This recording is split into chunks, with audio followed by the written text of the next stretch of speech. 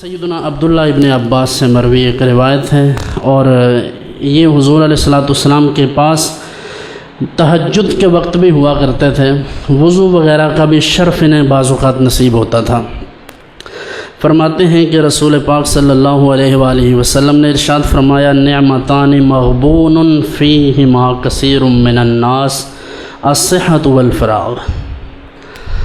فرمایا کہ دو نعمتیں ایسی ہیں جن میں لوگ آزمائش میں ہیں، لوگ خسارے میں ہیں۔ ملا علی قاری علیہ رحمہ کے حوالے سے انہوں نے لکھا ہے کہ وہ یہ کہتے ہیں کہ بندہ ان نعمتوں سے فائدہ اٹھا کر اعمال صالحہ نہیں کر پاتا، اس لیے لوگ اکثر ان دو نعمتوں کے بارے میں خسارے میں ہیں۔ وہ کون سی نعمتیں؟ ایک صحت اور دوسرا فراغت۔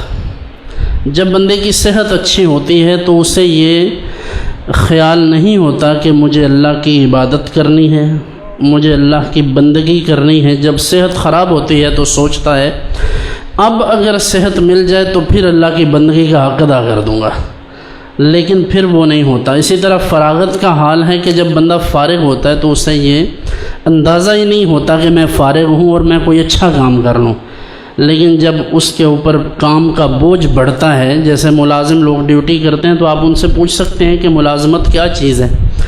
صبح اٹھتا ہے ایک شخص، روٹین میں اٹھ کر نماز وغیرہ پڑھ کے پھر وہ ناشتہ کرتا ہے اور نکل جاتا ہے۔ صبح 7 بجے گھر سے نکلتا ہے، رات 8-9 بجے آتا ہے، سارا دن ڈیوٹی کرتا ہے، بھلے وہ جا کر کرسی پہ بھی بیٹھے لیکن ڈیوٹی تو ڈیوٹی۔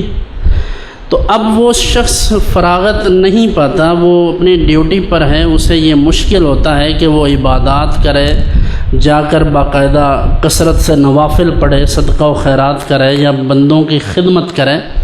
تو حضور علیہ السلام نے فرمایا کہ یہ دو نعمتیں ایسی ہیں کہ لوگوں کو پتہ ہی نہیں چلتا اور لوگ ان کو ضائع کر دیتے ہیں۔ پہلی بات تو یہ کہ صحت اور فراغت جسے اللہ نصیب کرے اسے چاہیے کہ اس کا بھرپور فائدہ اٹھائے۔ دوسری حدیث حضرت سیدنا ابو ہریرہ رضی اللہ تعالیٰ عنہ سے مروی ہے، فرماتے ہیں کہ نبی مکرم صلی اللہ علیہ وسلم نے فرمایا، الدنیا سجن المؤمن و جنت الکافر۔ دنیا مومن کے لیے ایک قید خانہ ہے اور کافروں کی جنت ہے۔ کفار کو آخرت میں تو کچھ نہیں ملے گا سوائے عذاب کے، اور اس دنیا میں ان کی سہولتیں، ان کی آسائشیں دیکھ کر لوگ بعض اوقات یہ سمجھتے ہیں کہ پتہ نہیں کیا معاملہ ہے کہ ہم پر مشکل ہے اور ان کے لیے آسانی ہے۔ اللہ کریم نے قرآن مجید میں اس حقیقت کو بیان فرمایا، الف لام میم احاسب الناس ان یترکوا ان یقولوا آمنا وهم لا یفتنون۔ کیا لوگ یہ سمجھتے ہیں کہ صرف اتنی بات پر چھوڑ دیے جائیں کہ وہ یہ کہیں کہ ہم ایمان لائے اور ان کی آزمائش ہی نہ ہو؟ تو یہ بندہ مومن کو ہر وقت آزمائش کے لیے تیار رہنا چاہیے۔ لوگ یہ سمجھتے ہیں شاید جو اللہ اور اس کے رسول کے قریب ہوتا ہے اس پر مشکلات نہیں آتی۔ حضرت خباب یا حضرت عمار بن یاسر جب ابھی ہجرت نہیں ہوئی تھی تو اس وقت چونکہ مسلمانوں کا غلبہ نہیں تھا، اسلام غالب نہیں تھا، مشکلات تھیں، تو رحمت دو عالم صلی اللہ علیہ وسلم کی خدمت میں کسی نے گزارش کی کہ مشکلات بہت ہیں۔ حضور نے فرمایا آپ پر کیا مشکلیں ہیں؟